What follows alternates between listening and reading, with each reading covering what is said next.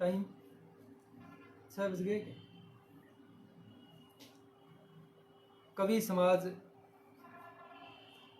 Rawat sir के Facebook page पर आने वाले सभी साथियों का आभार और मेरा नमस्कार। 6 बजने में शायद थोड़ा सा समय बाकी है। जैसे ही 6 बजते हैं अपने कार्यक्रम शुरू करें। 6 बज गए।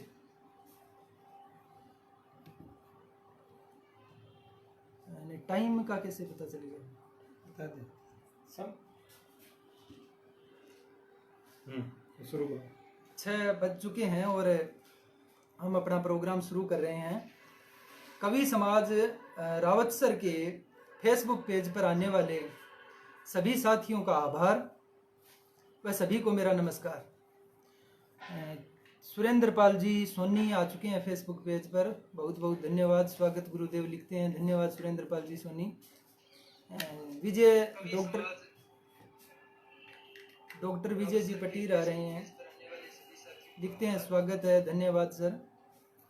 विजय कुमार जी मेहरड़ा आ गए हैं, इनका भी धन्यवाद। भंवर जी भुरटा आ गए हैं, वो मेरे साथी, मेरे स्कूल में ही मेरे स्टाफ मेंबर हैं, बड़े भाई हैं, उनका बहुत बहुत धन्यवाद। रूप सिंह जी राजपुरी, धन्यवाद सर, नमस्कार आपको। राम सिंह मेरा स्टूडेंट आ चुका है, धन्यवाद राम सिंह। सही आवाज कम आ रही है, आवाज कम आ रही है, मैं थोड़ा ऊंची, पूरी आवाज पूरी फुल कर देते हैं। देखो आवाज फुल हो रही है, हो गई फुल, ठीक है। मैं थोड़ा ऊंची आवाज में बोलता हूँ, अब आ रही है जी आवाज?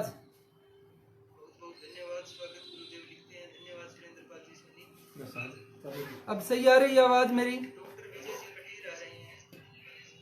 नहीं, ये थोड़ा लेट चलेगा क्या जो मैंने बोला? वो चल रहा है, वो चल रहा है, सही चल रहा है। वो तो बोल लेता हूँ सारे ध्वनि प्रति। हाँ, वो थोड़ा लेट बोल रहे हैं, ठीक। मैं एक बार फिर कवि समाज रावत सर के फेसबुक पेज पर आने वाले सभी साथियों का आभार व्यक्त करता हूँ। सभी को मेरा नमस्कार। सबसे पहले मैं अपना परिचय दे देता हूँ। हाँ जी, नहीं ठीक है, पूरा इवेंट पूरी है।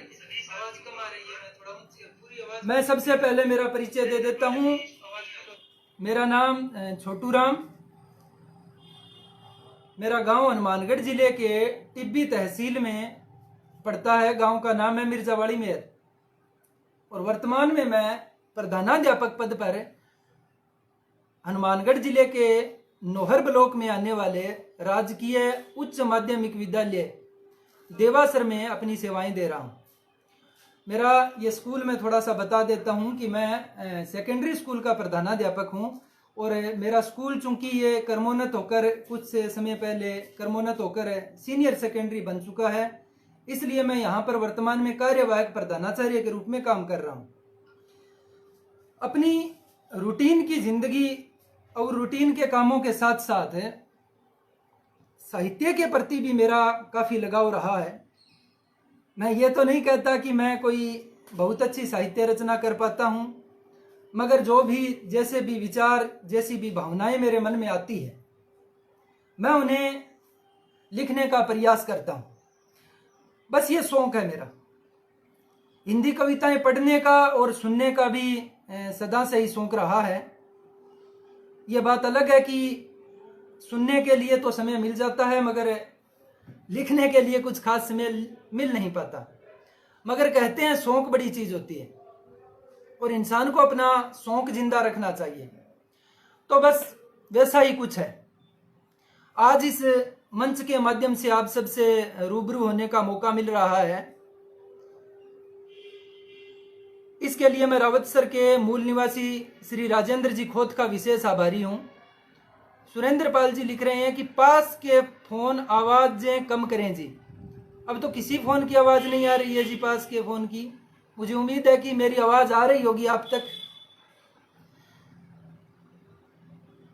मैं आज आप लोगों से रूबरू हो रहा हूं, इसका मैं श्रेय सबसे पहले रावत सर के मूल निवासी श्री राजेंद्र जी खोत को देता हूं, जिन्होंने मुझे इस मंच से जुड़ने के लिए प्रेरित किया। यद्यपि मैंने बहुत नानुकुर की, मैंने कहा कि मुझे नहीं लगता कि उस श्रेणी की कविता रचना कर पाता हूं या उस श्रेणी का साहित्य लिख पाता हूं कि इस मंच के माध्यम से आप सबके साथ रूबरू हूँ। लेकिन राजेंद्र जी ने मुझे प्रेरित किया कि आप आइए, तो उनके बार बार कहने पर उनके आग्रह को मैं नहीं टाल पाया और राजेंद्र जी के वही इस बात के लिए पूरी तरह से मैं इस बात का श्रेय पूरी तरह से राजेंद्र जी को देता हूं कि आज मैं आप लोगों के साथ ये मंच साझा कर रहा हूं। और आज उनकी शादी की 30वीं सालगिरह भी है राजेंद्र जी की, तो मैं उनको बहुत बहुत बधाइयाँ देता हूं। और आगे भी इसी तरह उनका जो भरा पूरा परिवार है इसी तरह हंसते खेलते हुए उनकी ज़िंदगी गुजरती रहे, ऐसी दुआएं मैं करता हूं। उसके बाद मैं सुरेंद्र पाल जी सोनी का विशेष आभारी हूं, जिन्होंने खुद चलकर मुझसे कांटेक्ट किया। और उनके बेटे यश, जो कि शायद छोटा ही है, उनसे फ़ोन पर बात हुई थी तो उसकी आवाज़ से लग रहा था कि छोटा ही बच्चा है, कॉलेज में शायद पढ़ रहा है, लेकिन उसने मेरा पोर्टफोलियो तैयार किया इस मंच के लिए।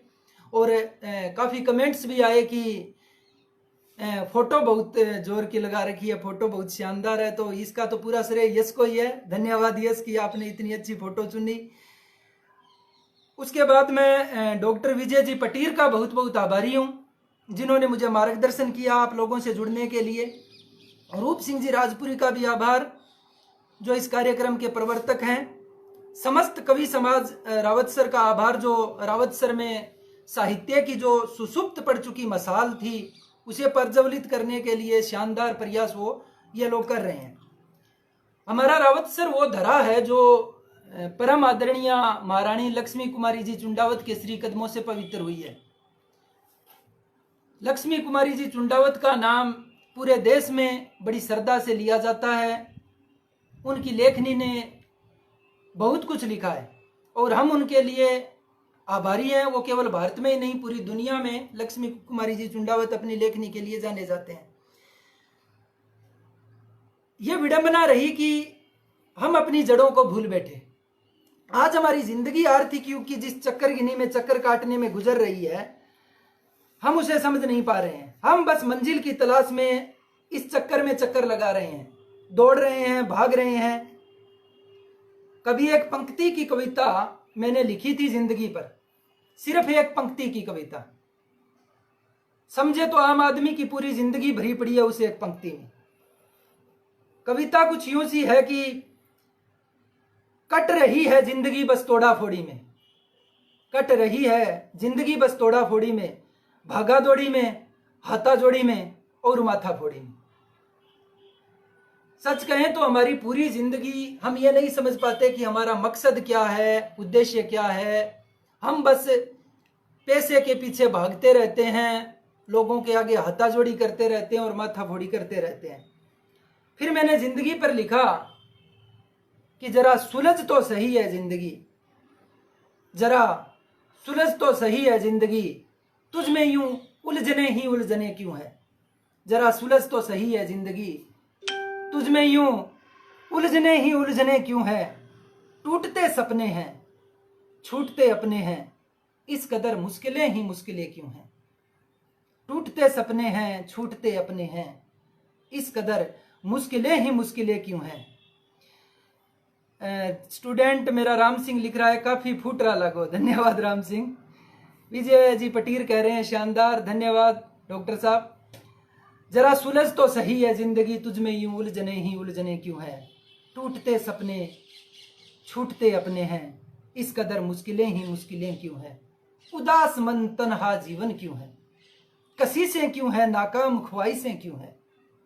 उदास मन तन्हा जीवन क्यों है, कशिशें क्यों है, नाकाम ख्वाहिशें क्यों है। जरा मोहब्बत बनकर बरस है जिंदगी, तुझ में यूं शिकायतें ही शिकायतें क्यों है।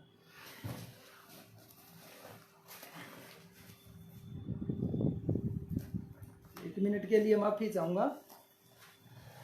वस्तुतः हम ये भूल रहे हैं कि चक्कर का ना कोई आदि होता है, ना ही चक्कर का कोई अंत होता है। और इसीलिए हमें मंजिल हासिल नहीं होती, हासिल होती है तो सिर्फ भागा दौड़ी। और ऐसी भागा दौड़ी के युग में रावत सर का कवि समाज हमारे भीतर छुपी हुई संभावनाओं को, हमारे भीतर छुपे हुए विचारों को बाहर लाने के काम में जुटा हुआ है। यह कवि समाज आज हम एक दूसरे से यूं इतना दूर दूर होते हुए भी आपस में जोड़ने के लिए जी जान से जुटा हुआ है। ऐसे में हम निश्चय इस कवि समाज के अत्यंत आभारी हैं, जिसके प्रयासों से हम इस साहित्य की इबादत का हिस्सा हो पा रहे हैं। तो आइए साथियों, सरोबार होते हैं इस इबादत में, इस उपासना में, इस पूजा में और इस प्रार्थना में। मैं बहुत ही आस्तिक प्रवृत्ति का व्यक्ति हूं, तो सबसे पहले मेरी 4 पंक्तियां मैं ईश्वर के श्री चरणों में समर्पित करता हूं कि पाक नजर दे, निष्पाप नियत दे, पाक नजर दे, निष्पाप नियत दे, सब पे प्यार लुटाऊं, इतनी मिल्कियत दे। मिल्कियत यानी स्वामित्व। पाक नजर दे, निष्पाप नियत दे, सब पे प्यार लुटाऊं, इतनी मिल्कियत दे। रोतों को हंसाऊं, रूठों को मनाऊं, रोतों को हंसाऊं, रूठों को मनाऊं, ए खुदा मुझे इतनी काबिलियत दे, ए खुदा मुझे इतनी काबिलियत दे। ईश्वर के श्री चरणों में अपनी 4 पंक्तियां समर्पित करने के बाद मैं अगली 4 पंक्तियां आप सब जो कवि समाज रावत सर के जितने भी श्रोता और जो दर्शक यहाँ पर जुड़े हुए हैं और जो भी मुझे इस फेसबुक पेज पर लाइव देख रहे हैं या लाइव आने वाले हैं, मैं अगली 4 पंक्तियां उनको समर्पित करता हूँ, क्योंकि आप भी मेरे लिए ईश्वर के प्रतिनिधि की भांति हैं। आप यहाँ हैं इसीलिए मैं यहाँ हूँ। आपने अगर आप मुझे देख सुन नहीं पा रहे होते तो मैं भी यहाँ पर नहीं होता। इसलिए एक उम्मीद कर रहा हूँ कि जो भी टूटा फूटा कुछ लिखा है उसमें से शायद कुछ ना कुछ ऐसा लिख दिया है जो आपको पसंद आए।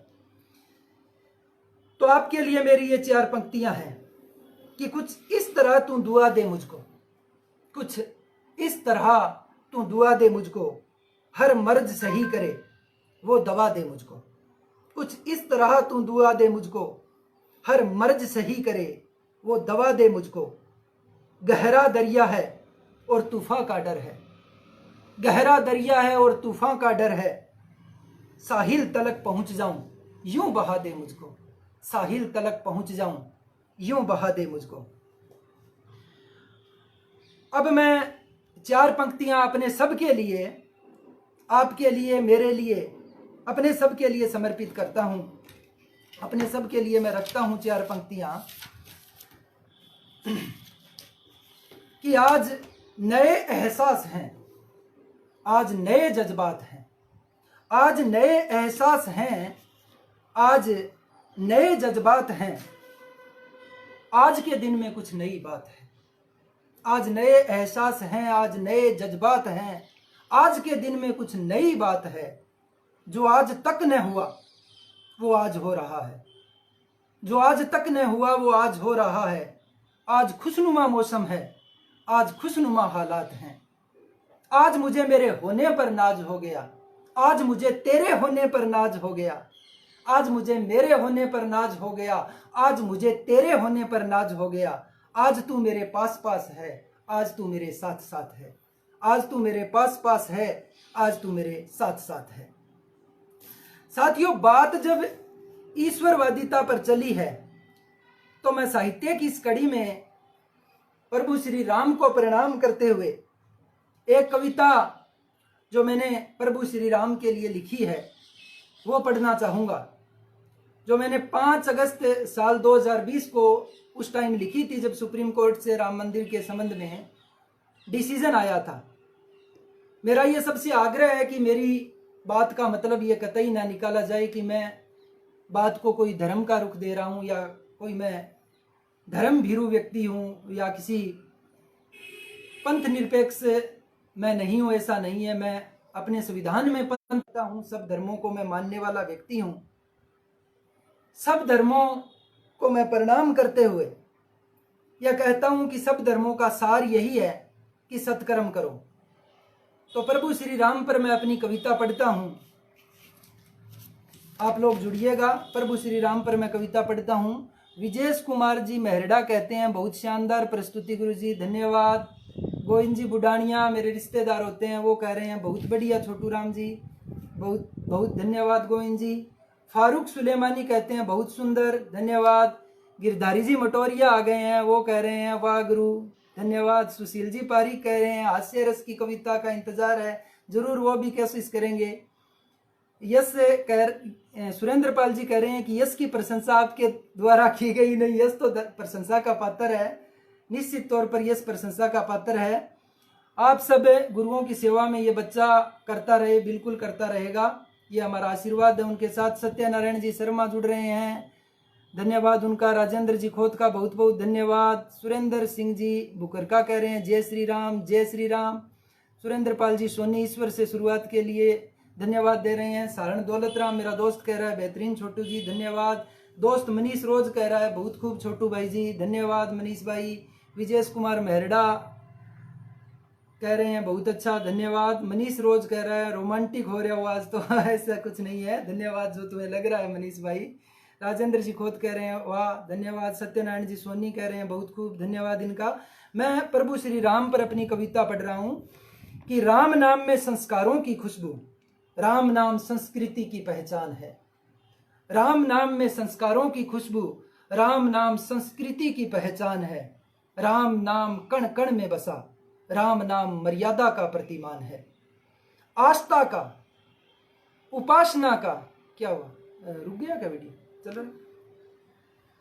आस्था का, उपासना का आदि रूप है, पूजा का प्रार्थना का स्वरूप है। आस्था का, उपासना का आदि रूप है। ज्ञान जी मेरे सर कह रहे हैं बहुत गुड छोटू जी, धन्यवाद सर। विनोद गोस्वामी मेरा दोस्त पत्रकार है, राजस्थान पत्रिका के देवासर मेरे जहाँ पर मेरी पोस्टिंग है वहाँ से मेरे दोस्त हैं, वो कह रहे हैं बहुत शानदार गुरुजी, धन्यवाद विनोद। रंगलाल बिश्नोई कह रहा है वो देख रहे हैं, धन्यवाद आप सबका। आस्था का, उपासना का आदि रूप है, पूजा का प्रार्थना का स्वरूप है। राम महज एक नाम नहीं है, राम महज एक नाम नहीं है, निज गौरव नाज हिंदुस्तान है। राम नाम में संस्कारों की खुशबू, राम नाम संस्कृति की पहचान है।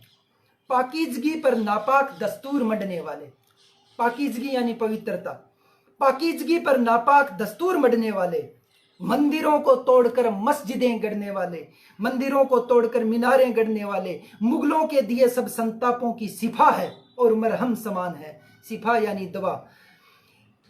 इंसानों ने हैवानों को पछाड़ा है, इंसानों ने हैवानों को पछाड़ा है, आज रावण फिर से हारा है। इंसानों ने हैवानों को पछाड़ा है, आज रावण फिर से हारा है। फिर से राम अयोध्या लौटे हैं, फिर से राम अयोध्या लौटे हैं, वंदन अभिनंदन कोटि कोटि प्रणाम है। राम नाम में संस्कारों की खुशबू, राम नाम संस्कृति की पहचान है। जिहादी भट्टी के सुलगते सरारों पर, अंगारों पर तलवारों की धारों पर, जिहादी भट्टी के सुलगते सरारों पर, अंगारों पर तलवारों की धारों पर, नव वैभव का उद्भव आगाज हुआ, नव वैभव का उद्भव आगाज हुआ, नापाक हर मंसूबे का अवसान है। राम नाम में संस्कारों की खुशबू, राम नाम संस्कृति की पहचान है। घायल जटायु को अंतः प्रकाश मिला है। हम जानते हैं कि जब रावण माता सीता को अपहरण करके ले जा रहे थे, तब भगवान राम के भगत जटायु ने माँ सीता को आजाद कराने की कोशिश की थी और रावण ने उन्हें घायल कर दिया था। और घायल अवस्था में जटायु मिलते हैं प्रभु श्री राम को और बताते हैं कि रावण ने उनको माँ सीता का अपहरण कर लिया है। उसी पे है कि घायल जटायु को अंतः प्रकाश मिला है, परवाजों की खातिर आकाश मिला है। घायल जटायु को अंतः प्रकाश मिला है, परवाजों की खातिर आकाश मिला है। आज शेष नाग का शीश डोला है, आज शेष नाग का शीश डोला है, झूमी धरती झूमा सारा आसमान है। राम नाम में संस्कारों की खुशबू, राम नाम संस्कृति की पहचान है। आज हमने नया इतिहास लिखा है, आज हमने नया इतिहास लिखा है, अंधकार पर प्रभात प्रकाश लिखा है। मेरी बहन आ गई है माया सहू, लिखती है गुड, धन्यवाद बहना। राकेश फूल का मेरा दोस्त कह रहा है शानदार बड़े भाई, धन्यवाद राकेश। आज हमने नया इतिहास लिखा है, अंधकार पर प्रभात प्रकाश लिखा है, बस्ती बस्ती घाटी घाटी राम लिखा, घट घट लिखा श्री राम है। राम नाम में संस्कारों की खुशबू, राम नाम संस्कृति की पहचान है। तो ये कविता मैंने प्रभु श्री राम पर लिखी थी। कविता लिखने पढ़ने का शौक काफ़ी पहले से रहा है, गद्य भी लिखा है और बहुत से ऐसे लेखक हुए हैं जो गद्य लिखते हैं। जैसे कि आज के समय में संपत सरल जी बहुत अच्छे गद्य के लेखक हैं, व्यंग्य के बहुत अच्छे लेखक हैं। और बात जब व्यंग्य लेखन पर आई है और मेरा छोटा भाई सुशील कह रहा था कि कोई व्यंग्य रचना भी आप सुनाइए, तो अपनी एक व्यंग्य कविता मैं आप लोगों के साथ प्रस्तुत करना चाहूँगा जो अपनी आम बोलचाल की भाषा में है। शुद्ध राजस्थानी में नहीं है, अपनी आम बोलचाल की जो बागड़ी मारवाड़ी भाषा है उसके अंदर वो कविता है। क्योंकि शुद्ध राजस्थानी तो मेरी औकात से शायद ऊपर है, कभी भगवान ने मौका दिया तो शुद्ध राजस्थानी में भी लिखूंगा सीखकर। यह मैंने कविता अपनी आम बोलचाल की भाषा में लिखी है, सरल सी बातें लिखकर मैंने ये व्यंग्य करने का प्रयास किया है। और इस व्यंग्य रचना में मैंने अपने स्कूल की एक घटना का जिक्र किया है। वो जिक्र मैं आप लोगों के सामने नहीं करूंगा कि क्या घटना थी, शायद मेरी कविता कुछ कह पाए कि क्या लिखने का मैंने प्रयास किया है और क्या घटना थी। बहुत ही मुश्किल लिखना तो आसान होता है, लेकिन आसान लिखना मुश्किल होता है। तो वही कुछ लिखने का प्रयास किया है जो मैं आप लोगों के साथ यहाँ पर साझा करना चाहूंगा। कविता 2 भागों में है। पहला भाग 9 सितंबर 2020 का है, जो भी घटना मेरे स्कूल में हुई। इस कविता में मैंने स्वयं को हेड जी कहकर संबोधित किया है और चूंकि मैं प्रधानाध्यापक हूँ इसलिए स्वयं को हेड जी कहकर संबोधित किया है कविता में। तो 9 सितंबर के दिन वो कविता 9 सितंबर की घटना है और कविता शुरू होती है कि 9 सितंबर को दिन के 11 बजा रही थी जब घड़ी। 9 सितंबर को दिन के 11 बजा रही थी जब घड़ी, देवासर के सरकारी स्कूल के ऑफिस में बातें हो रही थी बड़ी बड़ी। गांव के 6-7 प्रबुद्धगण दौड़े चले आए थे सरपट। गांव के 6-7 प्रबुद्धगण दौड़े चले आए थे सरपट। हेडजी ने मीटिंग जो बुलाई थी झटपट। हेडजी के माथे पर उभर रही थी चिंता की लकीर। हेडजी के माथे पर उभर रही थी चिंता की लकीर। सब समझ रहे थे कि मुद्दा है कोई बड़ा गंभीर।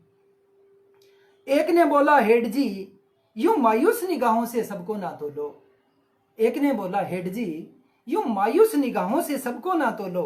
बात क्या है कुछ तो बोलो, मन की मायूसी को होठों से खोलो। दूसरा बोला सरस्वती के मंदिर को समर्पित है हमारी जिंदगी। दूसरा बोला सरस्वती के मंदिर को समर्पित है हमारी जिंदगी। बड़े नेक बंदे हैं हम और स्कूल के नाम है हमारी बंदगी। तीसरा बोला अब छोड़ो भी ना ये मायूसी। तीसरा बोला अब छोड़ो भी ना ये मायूसी। हम आए हैं तो मचल कर झूम कर आएगी खुशी। हेडजी बोले कि बात में आपकी दम है। हेडजी बोले कि बात में आपकी दम है। स्कूल में स्टूडेंट्स बढ़ रहे हैं मगर स्टाफ कम है। नीचे धरती धधक रही है, ऊपर सूरज तन गया है। नीचे धरती धधक रही है, ऊपर सूरज तन गया है। कागजों में स्कूल 10वीं से 12वीं का बन गया है। होने को तो एक दिन सब होगा, होने को तो एक दिन सब होगा। कागजों का क्या, हकीकत में 12वीं का कब होगा।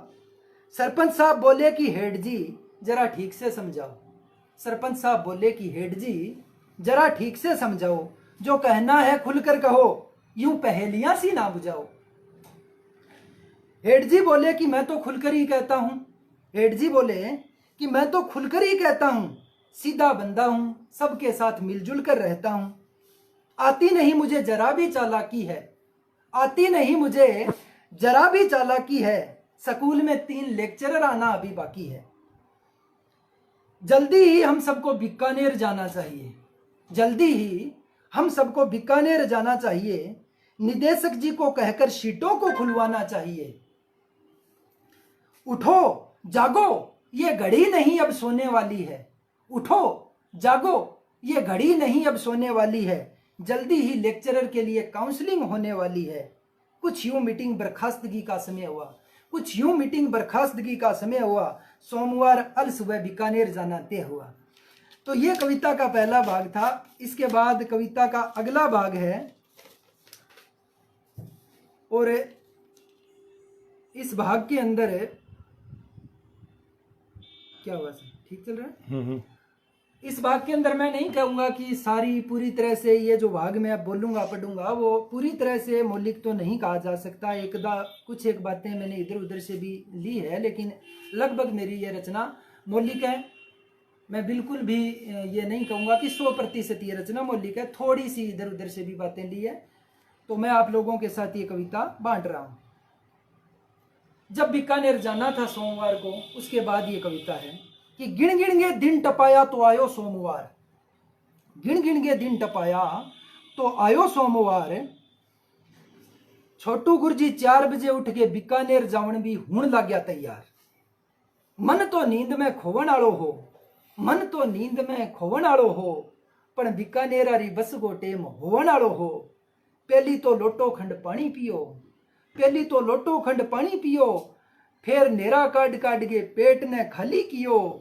आंखा पर ठंडा पानी का छिंटा मार गे नींद उड़ाई, आंखा पर ठंडा पानी का छिंटा मार गे नींद उड़ाई। फिर थोड़ी देर दंड बैठक भी लगाई, जिया तिया करके मन ने समझायो, जिया तिया करके मन ने समझायो। थोड़ी सी देर कपाल भाती मुद्रा में पेट हलायो, बिना अर्धांगनी दबा दब रोटी बनाई 4, बिना अर्धांगनी दबा दब रोटी बनाई 4। बीकानेर जावा हो बिंगो भरतार, अर्धांगिनी की जिद रोटी खिलानेगी ही, अर्धांगिनी की जिद रोटी खिलानेगी ही, पर बीकानेर आरी बस आवन वाली ही। फोन करके बस ने स्टैंड पर रुकवाई, फोन करके बस ने स्टैंड पर रुकवाई। 1 बाट की दूध पियो और तवड़ी सी 1 रोटी खाई। हेड जी भाज गए बस पकड़ी, हेड जी भाज गए बस पकड़ी, 20 दिन बस में भीड़ बड़ी तकड़ी। एकाएक ही हेड जी की आंखों में लाली सी दिखी, एकाएक ही हेड जी की आंखों में लाली सी दिखी। जब हेड जी ने लारले पास एक सीट खाली सी दिखी, हेड जी सीट कानी जंप लगायो, इतना में एक बंदे गुरुजी कानी केरो केरो तकायो। हेड जी सीट कानी जंप लगायो, इतना में एक बंदे हेड जी कानी केरो केरो तकायो। वो बोलियो भाई जी ई सीट शू थे थारो पिंदो उठाओ, वो बोलियो भाई जी ई सीट शू थे थारो पिंदो उठाओ, थे थारी सीट को कोई दूसरो बेंतो बिठाओ। ई सीट पर तो मेरो बेली आसी, ई सीट पर तो मेरो बेली आसी, अब भी नीचे गयो है आऊं तो केड़ा लियासी। हेड जी सोचो जे टेम सी राजाऊं हार, हेड जी सोचो जे टेम सी राजाऊं हार, तो मैं भी सीट पर बैठ गए आराम शू केड़ा खाऊं हार। हेड जी चुपचाप एक पासे खड़ गयो, हेड जी चुपचाप एक पासे खड़ गयो। गलती शू हेड जी को मोडो एक लुगाई गए भिड़ गयो। बण लुगाई हेड जी ने 3-4 गाड़ा सरकाई, बण लुगाई हेड जी ने 3-4 गाड़ा सरकाई। हेड जी हाथा जोड़ी करके किया ही बात मुकाई। ड्राइवर गियर लगा के बस चलाई, ड्राइवर गियर लगा के बस चलाई। बस चालता ही एक डेंटती ने उबाक सी आई। अमर सिंह जी राव मेरे जीजा जी नमस्ते आपको। वो कह रहे हैं कॉन्ग्रेचुलेसन, अभी तो शुरुआत है, बहुत से मंच आपकी वाणी का इंतजार कर रहे हैं, गुड कैरी ऑन। धन्यवाद अमर सिंह जी, आपकी दुआएं रही थी, जरूर ऐसा ही होगा। ड्राइवर गियर लगा के बस चलाई, बस चलता ही एक डेंटती ने उबाक सी आई। छोटू गुरुजी सोचो आ डेंटती का तो मरसी, छोटू गुरुजी सोचो आ डेंटती का तो मरसी, अर जे मरी ना तो तेरा ऊपर उल्टी करसी। जिया तिया करगे बस 3-4 कोस गो पेंडो काट्यो, जिया तिया करगे बस 3-4 कोस गो पेंडो काट्यो। इतना मैं छोटू गुरुजी का फोन पर मैसेज जाऊंगो बम सो पाट्यो। देवासर गए एक भाई का मैसेज पर मैसेज आवा, देवासर गए एक भाई का मैसेज पर मैसेज आवा। मेन बात आई कि गुरुजी आज आप बीकानेर को नहीं जावा। छोटू गुरुजी फोन करके बोलिया कि आ के बकवास है, छोटू गुरुजी फोन करके बोलिया कि आ के बकवास है। वो भाई बोलियो गुरुजी थे बोला हो, आ बात बड़ी खास है, आ बात हेड जी का कालजिया में गटगी, आ बात हेड जी का कालजिया में गटगी। बन भाई कहो को गुरुजी स्कूल गए काम बीकानेर जाना री बात गाम की राजनीति की भेंट चढ़गी। वो आगे बोलियो को गुरुजी जक्का पेन की ताकत पर थाने भरोसो वो तो कच्ची पेन सी लुग्यो। वो आगे बोलियो कि गुरुजी जक्का पेन की ताकत पर थाने भरोसो वो तो कच्ची पेन सी लुग्यो। ढाई टप्पा की बात है गुरुजी, आपनो बीकानेर जाणगो प्रोग्राम कैंसिल हो गयो। अगले स्टैंड पर बस रुकी तो एक डेण चढ़ियो बोखो सो। अगले स्टैंड पर बस रुकी तो एक डेण चढ़ियो बोखो सो। देवासरा रे भाई की बात सुन के छोटू गुरुजी का हो गयो धोखो सो। अब छोटू गुरुजी बस से उतर के सोचा कि पाटेड़ा दूध ने खीर कदी ना केवणो। अब छोटू गुरुजी बस से उतर के सोचा कि पाटेड़ा दूध ने खीर कदी ना केवणो। गांव की राजनीति ने समझनी है, आगू उड़तो तीर कदी ना लेवणो। तो ये थी मेरी व्यंग्य रचना। और जैसा कि मैं कह रहा था कि कविताएं लिखने पढ़ने का शौक काफ़ी पहले से रहा है, गद्य भी लिखा है, मगर ये सब रूटीन की तरह चलता रहा। कभी भी अपनी रचनाओं को संकलित करना चाहिए इस बारे में मैंने विचार नहीं किया था और ना ही कभी संकलित किया। इधर उधर लिख देते और उसके बाद भूल जाते कि क्या लिखा है और कहाँ पर लिखा है। रचनाओं का संग्रह किया जाना चाहिए, ये बात मेरे दिमाग में सबसे पहले आई लॉकडाउन के दौरान। कोरोना काल में जब लॉकडाउन लगा था तो मेरे दिमाग में ये बात आई कि रचनाएं लिखने का इससे अच्छा मौका कोई हो नहीं सकता, क्योंकि घर बैठे रहते थे, कोई करने को कुछ काम था नहीं। तो तब मैंने कुछ कविताएं लिखी और काफ़ी कुछ कोरोना जो महामारी थे उसके पृष्ठभूमि में लिखी। और ये बड़ा सुखद संयोग भी है कि जो कुछ भी लिखा उसमें से बहुत सारी बातें ऐसी है जो आज के वर्तमान परिप्रेक्ष्य में स्टिक भी बैठ रही हैं। तो एक लिखने वाले के लिए इससे बड़ा सुकून कुछ हो नहीं सकता कि उसने एक आशावादी तरीके से कुछ लिखा है और ऑप्टिमिस्ट होकर कुछ लिखा है, और वो समय के साथ अगर कुछ स्टिक बैठ रहा है तो ये बड़े संतोष की बात है। सबसे पहली जो कविता मैंने लिखी थी वो 22 मार्च 2020 को जनता कर्फ्यू के दिन एक अपील के रूप में लिखी थी, और वो भी अपनी आम बोलचाल की भाषा में है, मारवाड़ी भाषा में है, जो मैं आपको सुना रहा हूँ।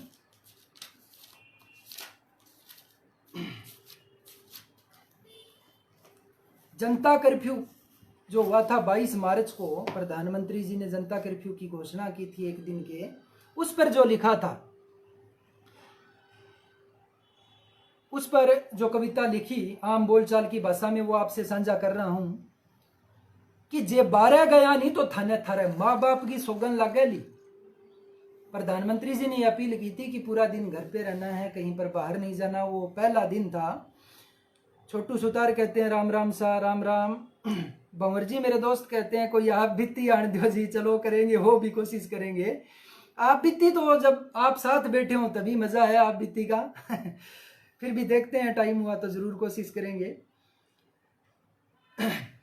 जे बारह गया नहीं तो थाने थारे माँ बाप की सौगन लागेली।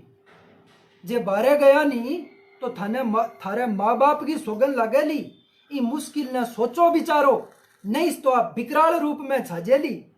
देश के प्रधानमंत्री हाथ जोड़ के विनती करी है, कम से कम बांगो तो मान रखो।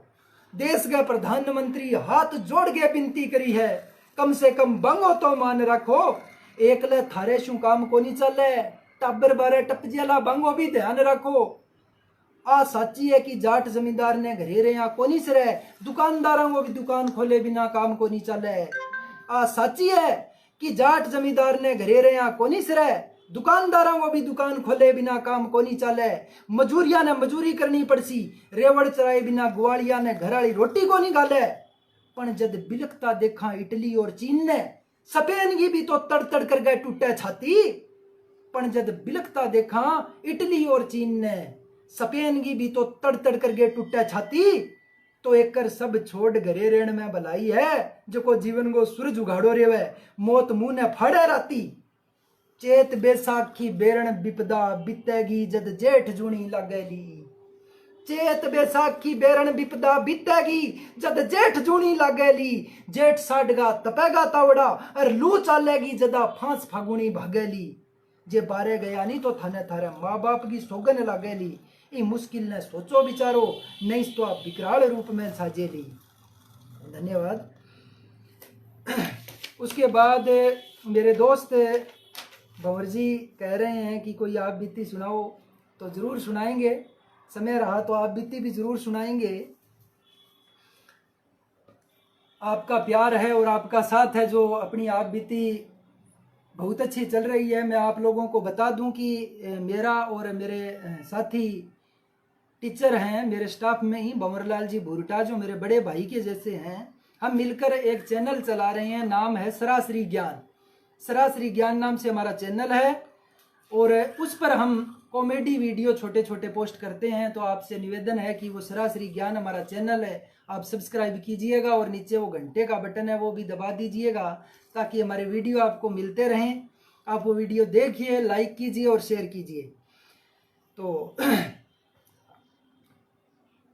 मैं इंसानियत के नाते, पिछली जो कविता थी वो इंसानियत के नाते जो हमारा फर्ज बनता है, ऐसा नहीं है कि मैं कहूँ और उसका असर हुआ वो बहुत ज़्यादा, लेकिन जितना कुछ हम कर सकते हैं अपने देश व समाज के लिए वो मैंने करने का प्रयास किया। और प्रधानमंत्री जी ने जो जनता कर्फ्यू की अपील की थी उसी पर मैंने वो कविता लिखी, क्योंकि जैसे एक पेड़ का फर्ज बनता है कि वो सबको छाया दे, उसी तरह इंसान का भी फर्ज बनता है कि वो परहित की चिंता करे तथा दूसरों के हितों के लिए काम करे। स्टूडेंट राम सिंह कह रहा है, आपकी आप बीती काल वैदिक कॉलेज बोली गई थी, सर मैं वहीं था।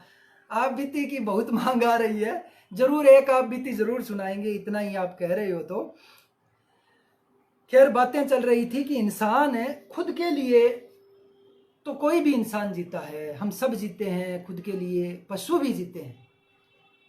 जीने का मजा तब है जब हम दूसरों के लिए जिए, स्वार्थ की भावना से ऊपर उठकर परार्थ के लिए कोई काम करें। आदमी का जीवन कैसा होना चाहिए, उस पर मैंने एक कविता लिखी है जो मैंने 11 अप्रैल को लिखी थी, और वो कविता मैं आप लोगों के साथ बांट रहा हूं कि आदमी का जीवन कैसा होना चाहिए। कविता पढ़ रहा हूं कि स्वार्थ फलदायी नहीं होता कभी, तन्हा हो जाता है आदमी। स्वार्थ फलदायी नहीं होता कभी, तन्हा हो जाता है आदमी। तन्हाई चुभती है कांटों सी, ठूंठ हो जाती है जिंदगी। तन्हाई चुभती है कांटों सी, ठूंठ सी हो जाती है जिंदगी। जीवन क्या है, जीवन क्या है? अकेलेपन की छटपटाहट से छूट जाना जीवन है। मैं से बाहर निकलकर हम हो जाना जीवन है। इंसानियत की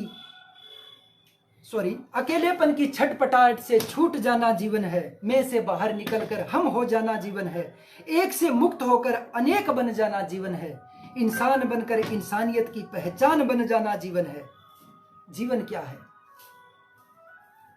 जो पेड़ देता है सबको छाया, जो दीप करता है अंधेरों में उजियारा। बेसहारों का सहारा हो जाना जीवन है। आदमी बनकर आदमी के काम आना जीवन है। जीवन क्या है? स्व व्यक्तित्व का प्रज्वलन करना जीवन है। सुख दुख में आत्म संयम रखना जीवन है। सुभाषण सत्य भाषण करना जीवन है। बंधन भाव से हटना जीवन है। सर्व हित चिंतक बनकर सर्व हित साधना जीवन है। जीवन क्या है? तम का दमन करना जीवन है। रज का उत्थान करना जीवन है। स्तोन्मुख हो जाना जीवन है। गैरों को आलिंगन करना जीवन है। निर्बलों को सबल और शक्ति उन्मुख कर जाना जीवन है। सबनम बनकर प्यासे की प्यास मिटाना जीवन है। यही जीवन है, यही जीवन है। साथियों, मैं बार बार मांग आ रही है कि कम से कम एक आप बीती आप सुनाओ। तो मैं सोच रहा था कि आप बीती सुनाने का ये मंच नहीं है, कविताएं सुनाने के लिए मैं यहाँ आया था, लेकिन चूंकि बार बार मांग आ रही है, समय भी हो रहा है, तो एक छोटी सी आप बीती मैं आप लोगों के साथ साझा करना चाहूँगा। बहुत पुरानी बात है, जब हमारे गांव में रामलीला लगा करती थी, तो रामलीला चल रही थी, तो उसमें जो अंगद का पात्र था वो एक बार बीमार पड़ गया। तो अंगद का जो भूमिका निभा रहा था वो बीमार पड़ गया, तो उसके लिए क्या नीचे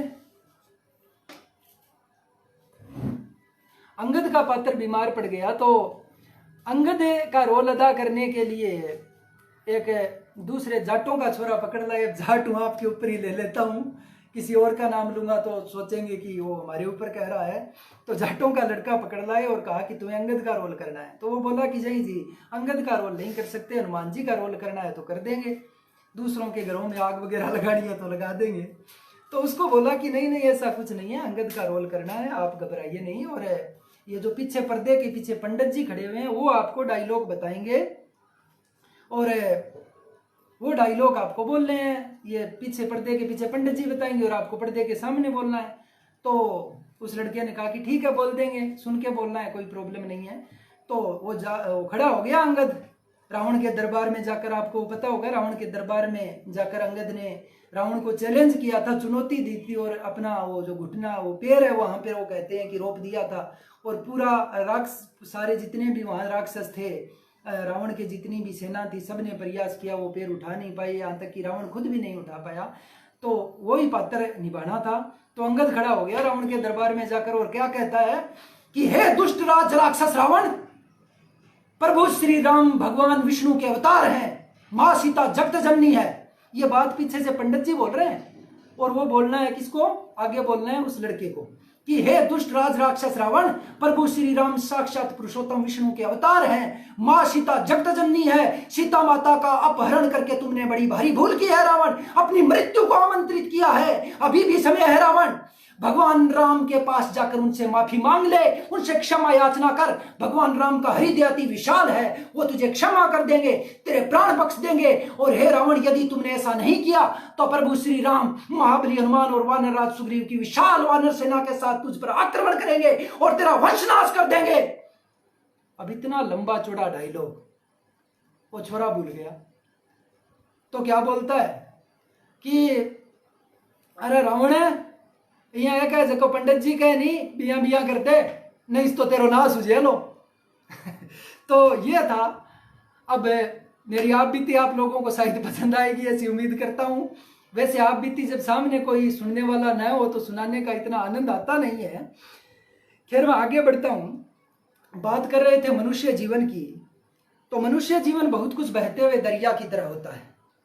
जैसे दरिया का पानी बहता जाता है उसी तरह जिंदगी भी लम्हा लम्हा करके बीतती जाती है। वास्तव में जिंदगी क्या है, चंद लम्हों का कलेक्शन ही तो है। और इस कलेक्शन में से हर लम्हे एक लम्हा कम हो जाता है, हर लम्हे एक लम्हा बीतता जाता है और ऐसे ही गुजरते जाते हैं जिंदगी के ये तमाम लम्हे। कुछ धूल बनकर फिजाओं में उड़ जाते हैं, कुछ फूल बनकर हमारे मन की बस्ती में खिलते हैं और अपनी सुगंध हमेशा बिखेरते रहते हैं। कुछ आंसू बनकर सदा हमारी आंखों को गीला रखते हैं। और फिर एक दिन वो लम्हा भी आता है जब ये जिंदगी बेवफा बनकर हमारा साथ छोड़ जाने लगती है और मौत महबूबा बनकर हमें अपनी बाहों में भरने को तत्पर होती है। शायद उस वक्त इंसान ये महसूस करता होगा कि साला गिरते पड़ते दौड़ते भागते ऐसे ही जिंदगी गुजर गई। जिंदगी को जिस तरह से जीना चाहते थे उस तरह तो जिंदगी कभी जी ही नहीं। पैसे थे मगर पैसों का लुत्फ नहीं उठाया, ना शिद्दत से किसी को प्यार दे पाए, ना शिद्दत से किसी का प्यार ले पाए। दोस्त थे मगर उनके साथ वक्त नहीं बिता पाए। जवानी भी आई मगर उसमें कोई यादगार कहानी नहीं लिख पाए। मस्ती करने को मन करता था लेकिन मन भरकर कभी मस्ती की नहीं। लोग कहते थे कि चेहरा सुंदर दिखता है तेरा, तेरी बॉडी बहुत खूबसूरत है, मगर समय के साथ वो खूबसूरती भी कहीं खो गई। सब खो गया, सब छूट गया, कुछ भी नहीं रहा पास में और कुछ भी नहीं रहा साथ में। अगर कुछ रहा है तो बस मन की घुटन और आंखों में पानी। और फिर शायद मनुष्य को उन लोगों से ईर्ष्या होती होगी जो उस दौर में जी रहे होते हैं जो दौर वो जीकर आ चुका है। शायद उस समय मनुष्य को लगता होगा कि वो एक हारा हुआ इंसान है क्योंकि वो जिंदगी के तमाम लम्हे हार कर आया है। एक छोटी सी कविता मैंने लिखी है पति पत्नी के संबंधों पर कि क्या इंसान सोचता है, क्या एक पति सोचता है जब वो अपनी पत्नी से जुदा होता है। वो कविता मैं आप लोगों के साथ साझा करना चाहूंगा।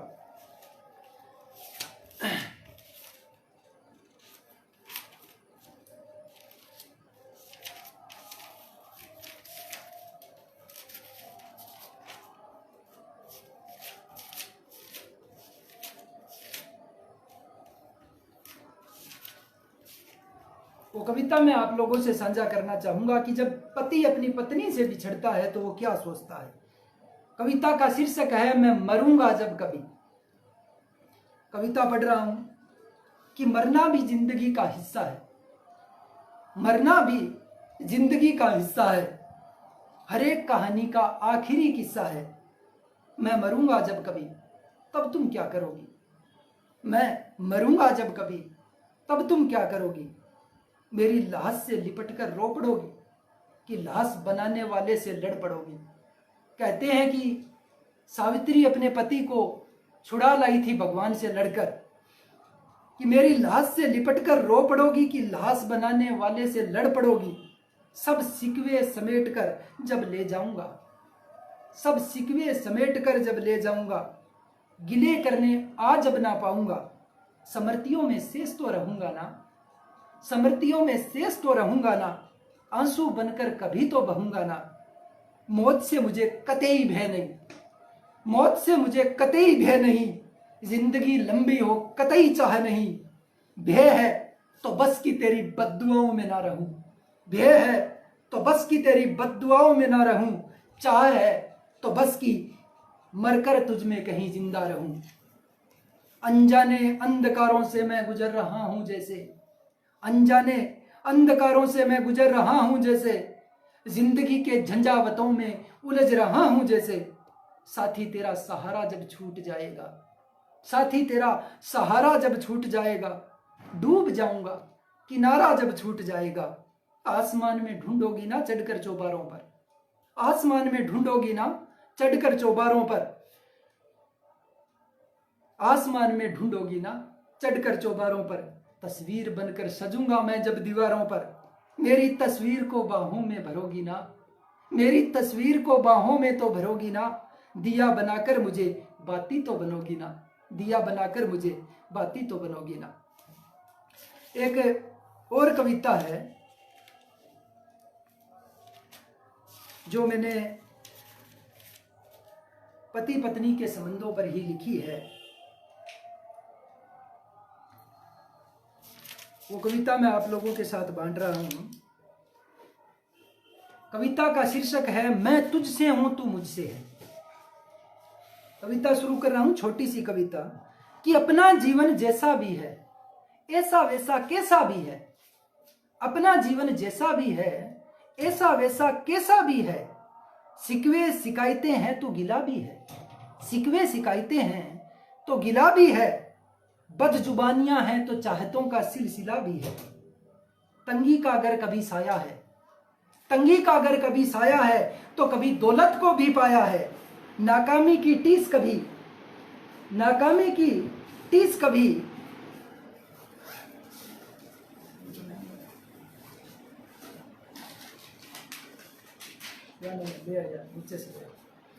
तंगी का अगर कभी साया है तो कभी मिल्कियत को भी पाया है।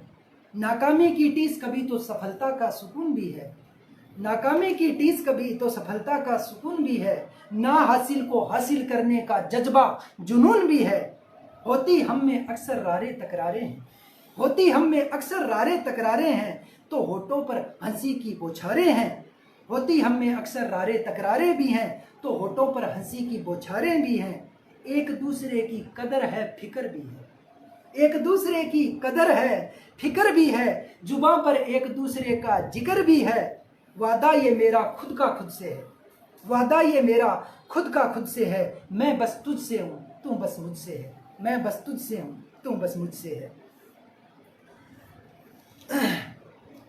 जैसा कि मैं कह रहा था कि काफ़ी कुछ मैंने ऐसा लिखा है जिसका कलेक्शन मैंने किया नहीं। एक्चुअली बोल रहा था कि इस बाबत कभी सोचा ही नहीं कि कलेक्शन करना चाहिए, और ऐसा सबसे पहले लॉकडाउन के दिनों में हुआ जब मैंने अपनी रचनाओं का कलेक्शन किया। मंगल सिंह नाजीज कह रहे हैं वेलकम भाई साहब, वेलकम, थैंक यू भाई। वो खुद बहुत अच्छे कवि हैं। गोविंद मुंड मेरे गुरुजी हैं, मेरे चाचा जी हैं और मेरे दोस्त हैं। वो कह रहे हैं वेरी नाइस, थैंक्स अंकल जी। जयपाल सुतार कह रहा है शानदार। मेरा भाई नरेश कह रहा है बहुत खूबसूरत, धन्यवाद भाई। डूंगर जी सोनी कह रहे हैं वेरी नाइस, धन्यवाद भाई साहब। आत्माराम जी सेवटा मेरा दोस्त कह रहा है शानदार। राजेंद्र जी खोद कह रहे हैं बहुत सुंदर, धन्यवाद राजेंद्र जी।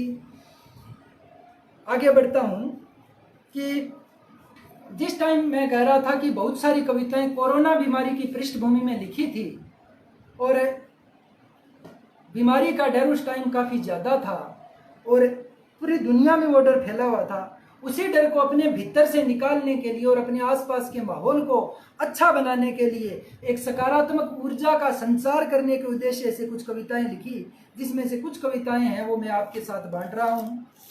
आप बनिएगा मेरे साथ। कोरोना महामारी की पृष्ठभूमि में ये कविता है एक आशावादी दृष्टिकोण के साथ। जब बीमारी का बहुत डर था पूरी दुनिया में, तब मैंने ये कविता लिखी एक आशावादी दृष्टिकोण से कि जब तलक सांसों में सांस बाकी है, पूरी धरा पूरा आकाश बाकी है। जब तलक सांसों में सांस बाकी है, पूरी धरा पूरा आकाश बाकी है। जीने की तमन्ना है तो जी मचलाना छोड़ दे, अब ठहरा पानी बन बहता दरिया छोड़ दे। जीने की तमन्ना है तो जी मचलाना छोड़ दे, अब ठहरा पानी बन बहता दरिया छोड़ दे। बेशक कर्म ही जिंदगी का किस्सा है, मगर पड़ाव भी तो सफर का हिस्सा है। वो समय था रुकने का, घर पर ठहरने का, तो बेशक कर्म ही जिंदगी का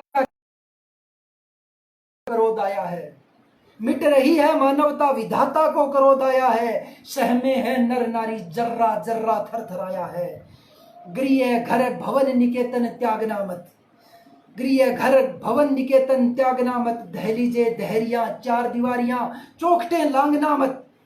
होनी ने अनहोनी बनकर मुंह फाड़ा है, होनी ने अनहोनी बनकर मुंह फाड़ा है। हर मानव धूज गया जब दानव दहाड़ा है। आहें उदासियां बेचैनियां को हराम नजर आता है। आहें उदासियां बेचैनियां को हराम नजर आता है। आगाज से पहले अब अंजाम नजर आता है। उदास आंखों में भी मगर आस बाकी है, उदास आंखों में भी मगर आस बाकी है।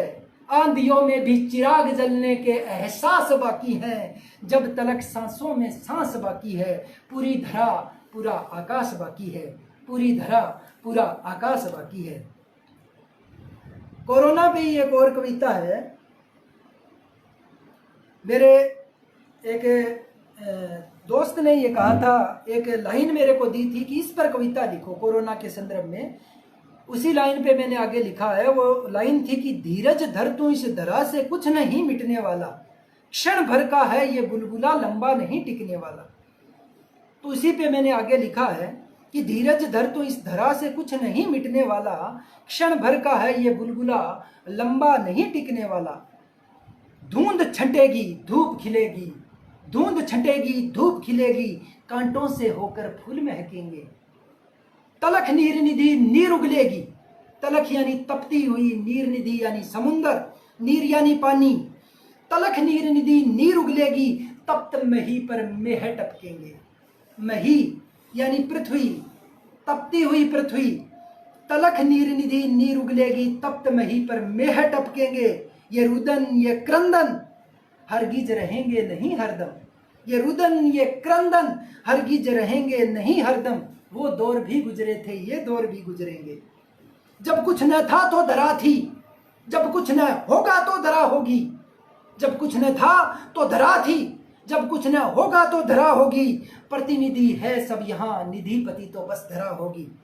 कोई गम क्या ठहरेगा जब न ठहरी खुशी, कोई गम क्या ठहरेगा जब न ठहरी खुशी। धूल है सब यहाँ, मूल तो बस धरा होगी। हौसला रख तू ये नजर नवाज नजारा है बदलने वाला, हौसला रख तू ये नजर नवाज नजारा है बदलने वाला। शाश्वत है सृष्टि शीशा नहीं कोई चटकने वाला। धीरज धर तू इस धरा से कुछ नहीं मिटने वाला, क्षण भर का है ये बुलबुला लंबा नहीं टिकने वाला। अब बहुत सारी बातें हैं जो आपसे करनी थी, समय हो रहा है। तो एक सबसे पहले मैं एक कविता जो मैंने लिखी थी देवासर जो मेरी कर्म भूमि है, जहाँ पर मेरी वर्तमान में पोस्टिंग है, वहाँ पर मैंने एक कविता लिखी थी देवासर गांव की धरती के लिए। और वो कविता मैं आपको हर हाल में सुनाना चाहूँगा, क्योंकि मैं गांव का बाशिंदा हूँ। गांव की धरती पर मेरा जन्म हुआ, मेरा ननिहाल गांव में है। मेरी जितनी भी 10 साल से मैं सरकारी सेवा में हूँ, सारी सेवाएं मेरी गांव में रही है। और अब मैं देवासर की जो पावन भूमि है, नाम से ही पता चल रहा है देवों की भूमि है, बाबा बालीनाथ जी की भूमि है। मैं बाबा बालीनाथ जी को प्रणाम करता हूँ। देवों की भूमि है और इसीलिए उसे देवासर कहते हैं, और धोरों की भूमि है। कई बार हम दोस्त और जो मेरे स्कूल के साथी हैं वो निकल जाते हैं खेतों में शाम के टाइम और धोरों पर बैठकर बातें करते हैं और बड़ा अच्छा लगता है। ऐसा लगता है जैसे कुछ पीड़ा रही ही नहीं, जो पीड़ाएं थी सब मिट गई, अब सब कुछ अच्छा है, जाने को जी नहीं करता वहाँ से। एक बार मैं और मेरे जो बड़े भाई हैं भंवर जी भुरटा, वो हम दोनों गए थे खेतों में और एक टिल्ले पर बैठकर हमने काफ़ी सारी बातें की, फिर एक दूसरे की तस्वीरें भी हमने खींची। और वहाँ से आने के बाद मैंने ये कविता लिखी थी अपनी आम बोलचाल की भाषा में, बड़ी ही सिंपल से शब्दों में मैंने ये कविता लिखी है। उम्मीद है आप लोगों को पसंद आएगी, तो बांट रहा हूँ आपके साथ। उसमें दोहरा रा धोरी मैंने अपने लिए और मेरे दोस्त, मेरे भाई, बड़े भाई भुरटा जी, भंवर जी भुरटा, जो अंग्रेजी के वरिष्ठ अध्यापक है, मैंने बताया हम दोनों का एक चैनल है सरासरी ज्ञान नाम से, हम कॉमेडी वीडियो उस पर डालते रहते हैं, तो वो आप जरूर सब्सक्राइब कीजिएगा, लाइक कीजिएगा, घंटे का बटन दबाइएगा और उसे आगे से आगे शेयर कीजिएगा। तो उसमें दोहरी ये मैंने अपने लिए और मेरे बड़े भाई भंवर जी भुरटा के लिए यूज किया है कि दोहरा धोरी देवाश्री धोरा पर, दोहरा धोरी देवाश्री धोरा पर, जो माइड रो आशीष आपरे छोरा पर, दोहरारी धरा दूध रे झागा वर्गी, दोहरारी धरा दूध रे झागा वर्गी, चढ़ूड़े चेत बरसते भादुए रे ख्वाबा वर्गी, मुड़कती माटी री मतवाली महक, मुड़कती माटी री मतवाली महक, मोरियांगी पीऊ पीऊ चिड़ियांगी चहक, ग्रामीण अंचल कालजियरी कोर,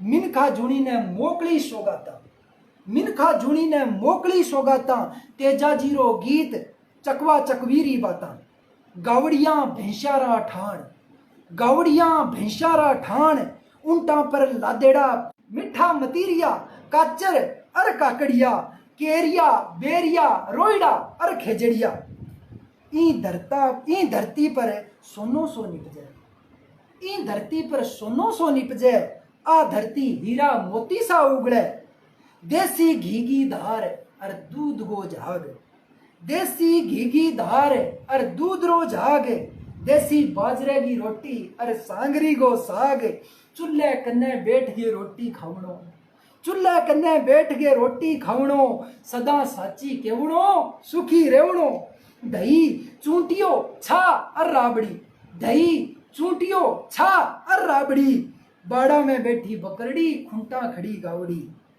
भैंस को पूंछ पकड़ के पानी में तिरड़ो, भैंसिया को पूंछ पकड़ के पानी में तिरड़ो, बेलिया सगे गलिया ग्वाड़ा में फिरनो, बड़े बुजुर्गारी गुर्बत कुछ मादी टाबरा रा करतब, बड़े बुजुर्गारी गुर्बत कुछ मादी टाबरा रा करतब, गुत्ता लाठी चरबर जिशा खेल, गुत्ता लाठी चरबर जिशा खेल, पानी ल्यांती लुगावड़ी 5-7 टाबर गेल, दादे दादी रो लाड़, दादे दादी रो लाड़, सुसरे जुआई री राड़, सासू भूगो झगड़नो, सासू भूगो झगड़नो, टाबरांगो पजामड़े में तरड़नो, ताऊगा बाजता घड़का, ताऊगा बाजता घड़का, ताई गे लागता चड़का, बापू का रोड़ा कदी थोड़ा कदी बोला, बापू का रोड़ा कदी थोड़ा कदी बोला, भेड़ा राटोड़ा ग्वालिया का मोटा लटकता जोड़ा, कूंट में पड़ियो कसियो कुआड़ियो चौसांगीर तंगड़ी, कूंट में पड़ियो कसियो कुआड़ियो चौसांगीर तंगड़ी, भींतगी जगह बाड़ किवाड़ की जगह अडबड़ी, भिंता पर लटकता लेवड़ा, भिंता पर लटकता लेवड़ा, मूंज स्यूं बंटेड़ा जेवड़ा, पाटेड़े पूरांगा बनाईड़ा गुद्दड़, पाटेड़ा पूरांगा बनाईड़ा गुद्दड़, बांगा तागा रोजगा जे इधड़, गलिया में सुनने डांगरा रा झुंड, गलिया में सुनने डांगरा रा झुंड, पानी री पाटेड़ी पाइपा फुटेड़ा कुंड, पलिंडे में मेलेड़ा घड़ा, पलिंडे में मेलेड़ा घड़ा, कई भरेड़ा कई रितेड़ा, बारलो दुराजोर माइलो बरंडो, बारलो दुराजोर माइलो बरंडो, सियाड़े ल्यायो गर्मिया में ठंडो, सूत गए माचे की टुटेड़ी दावण, सूत गए माचे की टुटेड़ी दावण, दोपहर री रोटी सगे प्याजिए को लगावण, माटी का हरा और माटी हरा चूल्हा, माटी का हरा और माटी हरा चूल्हा, कातियारी धूड़ और सावनारा झूला, आता में होको कुआवे पंचांगो प्यालो, आता में होको कुआवे पंचांगो प्यालो, पिए कालियो धोलियो भूरियो हिरियो और लालो, बडेरांगो आदर बडेरांगी चौदर, बडेरांगो आदर बडेरांगी चौदर, बेलियांगो बेलीपो भाइयांगो भाईपो, बताऊं मैं अपनी आन बान और शान, बताऊं मैं अपनी आन बान और शान, ग्रामीण जीवन है भारतीय संस्कृति की साचली पिछाड़। तो ये मेरी कविता थी दोस्तों, जो मैंने लिखी थी ग्रामीण अंचल और ग्रामीण संस्कृति पर। और समय चूंकि हो रहा है, एक और कविता है जो मैं सुनाना चाहूँगा। वो कविता मैंने लिखी थी एक बात के संदर्भ में। सोशल मीडिया पर जो एक खबर थी वो बहुत फैली थी। वो खबर थी सुशांत सिंह राजपूत के अभिनेता है, उन्होंने अपने कमरे में, अपने घर के कमरे में सुसाइड कर लिया था, फांसी लगा। और उसी दिन एक और घटना हुई थी। वो खबर इतनी नहीं फैली जितनी फैलनी चाहिए थी। वो खबर ये थी कि लद्दाख में 20 भारतीय फौजी शहीद हो गए थे। तो यह हमारी विडंबना है, हमारे देश की मीडिया की विडंबना है कि जिस खबर को जितना स्थान मिलना चाहिए उतना नहीं मिलता, और जिस बात को जितनी वैल्यू नहीं मिलनी चाहिए उतनी वैल्यू मिल जाती है। तो ये कविता मैंने मिलाकर लिखी है, जिसका शीर्षक मैंने दिया है कि 20 जो भारतीय फौजी शहीद हुए हैं लद्दाख में, उनको श्रद्धांजलि के रूप में, और सुशांत सिंह राजपूत को रेस्ट इन पीस, कि वो जहाँ भी रहें शांति से रहें, सुख से रहें, सुकून से रहें, उस पर मैंने ये कविता, बिल्कुल छोटी सी कविता, उसके बाद बात को ख़त्म करेंगे, समय हो रहा है, कि हिये का हर जख्म भर गया होता, हिये का हर जख्म भर गया होता, अश्क अगर लहू बनकर गया होता, हिये का हर जख्म भर गया होता, अश्क अगर लहू बनकर गया होता, घर में वो इंसान मर गया यूं ही, घर में वो इंसान मर गया यूं ही, काश सरहद पर मर गया होता, मुकद्दर में जन्नतें मिलती तुम्हें, मुकद्दर में जन्नतें मिलती तुम्हें, गर तिरंगे में लिपट कर गया होता, हवा के झोंकों से बुझ गया यूं ही, हवा के झोंकों से बुझ गया यूं ही, काश चिराग सा जल कर गया होता, जो सांसें निसार देता वतन पर, जो सांसें निसार देता वतन पर, तो मरकर भी अमर गया होता, वक्त की ठोकरों से टूट गया यूं ही, वक्त की ठोकरों से टूट गया यूं ही, का शीशे सा खनक कर गया होता, हिये का हर जख्म भर गया होता, अश्क अगर लहू बनकर गया होता।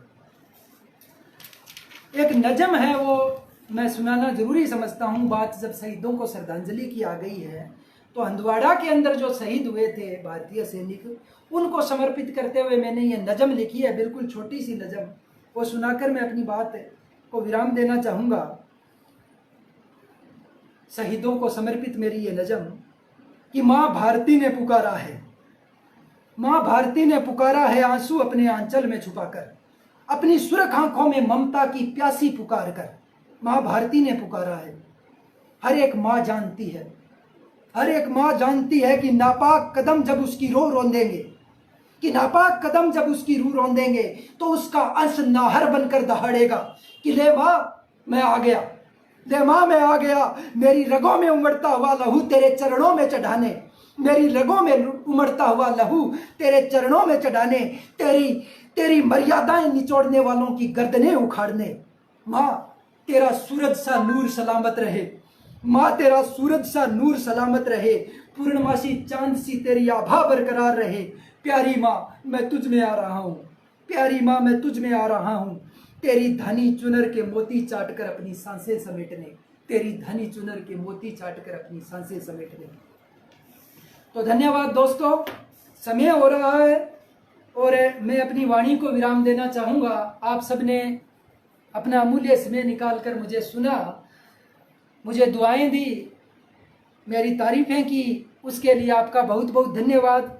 4 पंक्तियां आप लोगों के लिए, मेरी ये 4 पंक्तियां मैं आप लोगों के लिए बोलते हुए अपनी वाणी को विराम देना चाहूँगा कि दुआओं का दरिया यह है, यूं ही अलहदा बहाए रखना, अलहदा अलग से मेरे लिए जो स्पेशल दुआओं का दरिया यह है, यूं ही अलहदा बहाए रखना, मेरी राहों में चरागे रहे गुजर सदा जलाए रखना। चरागे रहे गुजर यानी रास्ते का दिया, जो रास्ता दिखाए। दुआओं का दरिया यह है, यूं ही अलहदा बहाए रखना, मेरी राहों में चरागे रहे गुजर सदा जलाए रखना।